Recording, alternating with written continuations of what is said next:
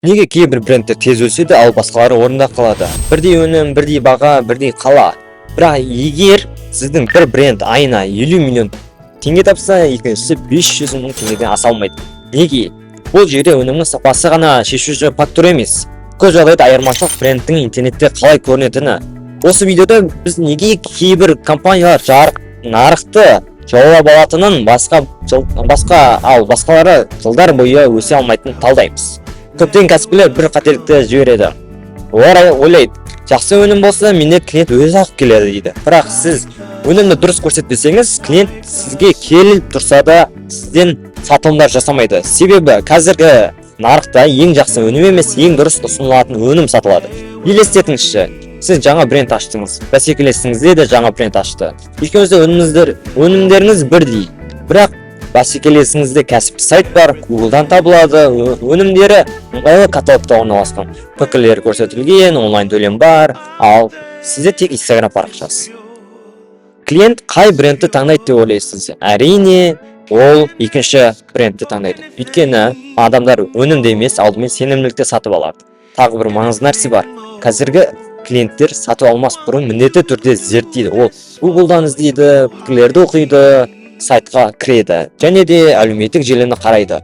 Егер осы тізбектің бірі сенде жоқ болатын болса, клиент басқа брендке кетеді. Себебі бұл әлем заңдылығы.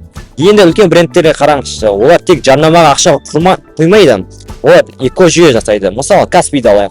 Ол басында банк болып ашылды, бірақ қазір үлкен сауда орталығы және сатылым жүйесі бар үлкен экожүйе. Ода әлеуметтік цифрлы Қазақстанның мемлекетке деген сенімі бар, сол арқылы Каспий дамып кетті.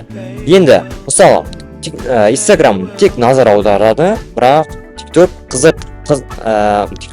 қызықтырады, YouTube түсіндіреді, ал сайт сатады.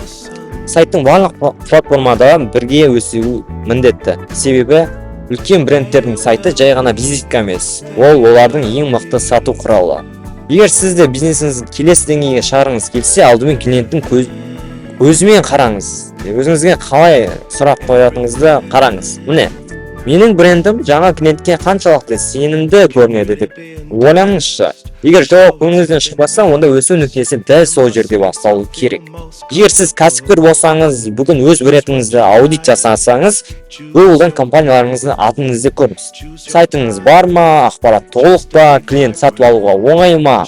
Ал егер сіз веб-дизайнер немесе веб-әзірлеуші болсаңыз, яғни веб-разработчик болсаңыз, клиентке сайт жасап беремін деп емес, сіздің бизнестің көбірек клиентпен көбірек сатылым әкелетін жүйе құрамын деп ұсыныс